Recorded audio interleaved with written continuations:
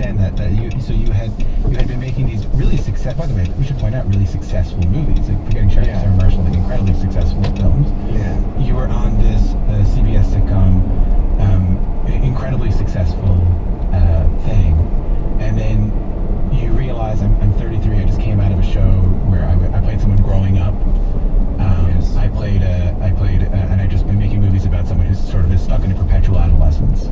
Yes. And I want to make sure that the next stage of my career is the stuff that I think is important and what I went around for a long time at this period, only taking movies so that I could work with someone I admired and ask them questions.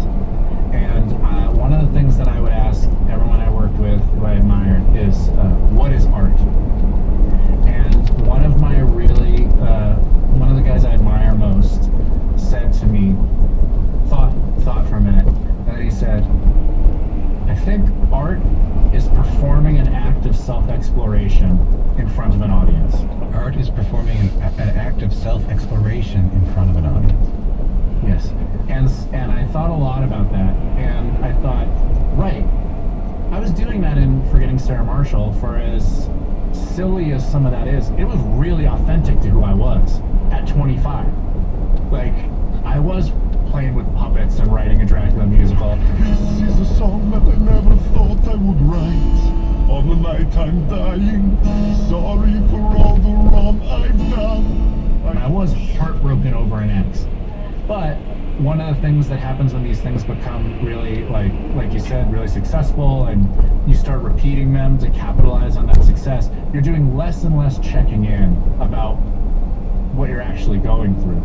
And so I think that at 33, I looked in the mirror and I thought, like, I'm like a grown-up. I'm a 6'4" man who's really successful, and why am I still making stuff about being afraid and being childish? I'm running stuff. I'm not actually performing self-exploration. And so I took some time to think about, like, okay, what do I want to explore next that will be authentic to what I'm actually thinking about? That's a beautiful thing, a rare and beautiful thing to be able to do. It is. You know, there's like, not to be highfalutin, but Muppets I wrote, I think subconsciously I didn't understand, but I do now, that I am actually Gary and Walter, his little best friend puppet. And that movie is all about someone saying goodbye to their childhood self. Of saying, like, hey, it's okay, I love you, but you need to go, and I need to go grow up. I didn't realize it, but I think that's what I was doing subconsciously when I was writing. Well, I'm glad you got to the other end of it. You know, that's yeah. It's more. I got a sport coat on now and everything. You got a beard. You know. This is fake. Yeah, it's tea bags and Vaseline. You haven't put this on. Am I a man or am I a Muppet? Am I a Muppet? If I'm a Muppet, then I'm a very manly Muppet. Am I a Muppet? If you're just tuning in, you're listening to Q. My name is Tom Power. My guest is Jason Segel. He's the co-creator and star of the show Shrinking on Apple TV+. And I don't mean to be glib, but Harrison Ford is in this show. Yeah, right. This is not a guy I associate with being a TV dude. Like, I don't know, has he been on a lot of TV before? I don't think he has. He's doing another show now, but I would just say to that point, which I understand, it feels like all of that stuff is kind of out the window now, right? Like, yeah. It's not the same as the era when we were doing How I Met Your Mother. These are all bleeding into each other now. Yeah, Gary Oldman is on it, and I was talking about that. Right. He said he was jealous. But, like, did you have to do any convincing to get Harrison Ford on board, or? Honest to God, I just kept thinking, like, this isn't real. You know, this isn't really happening. And at some point we will find out that he's not going to do it.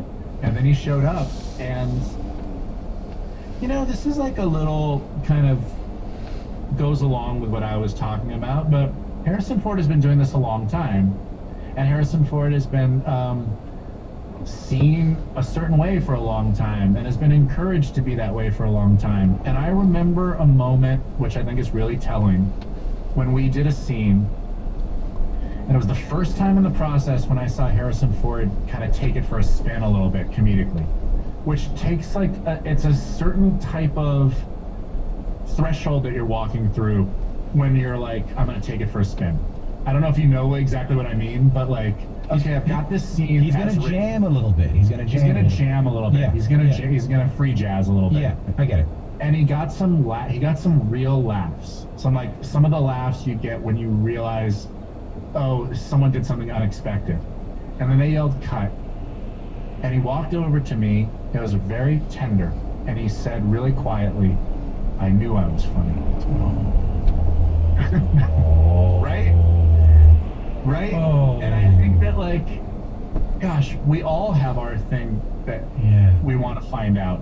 Yeah. It was like one of the reasons I wanted to do my first drama in that period when I was like, let's see what I want to do next, is like the other version that most people live in is that you live resentfully at dinner parties being like, well, if I had directed The Revenant, I would have, you know, you're like, oh, come on.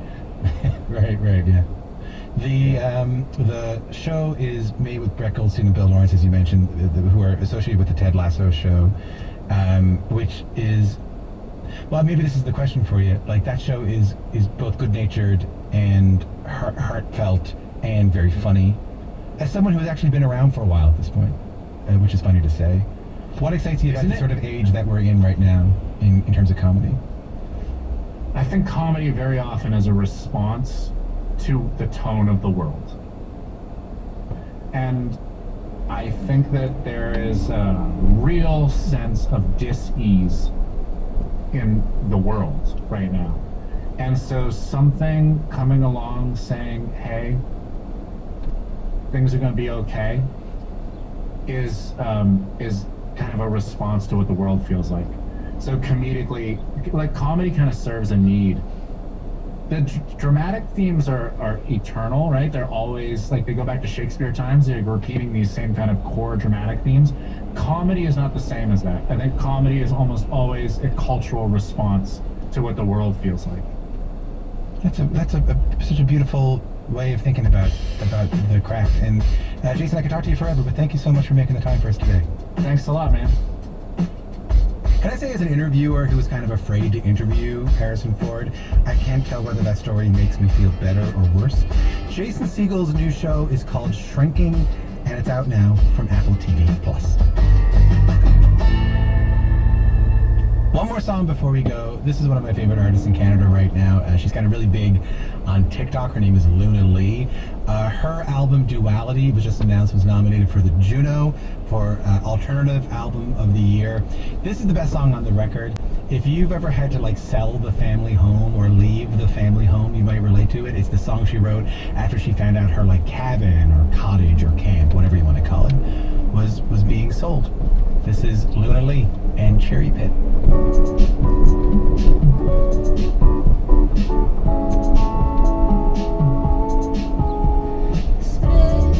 Cherry pit down in the forest. I will find it and carry it in my pocket. Grow a little more, so you know a little more, and you're tall as the trees.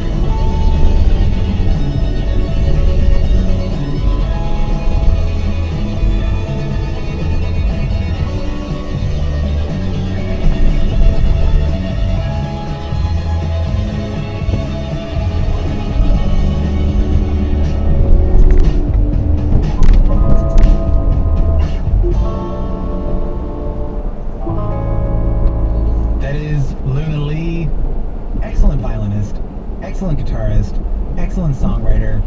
Just big fan overall. With a song called Cherry Pit from her Juno-nominated record, Duality. And that is it for the show.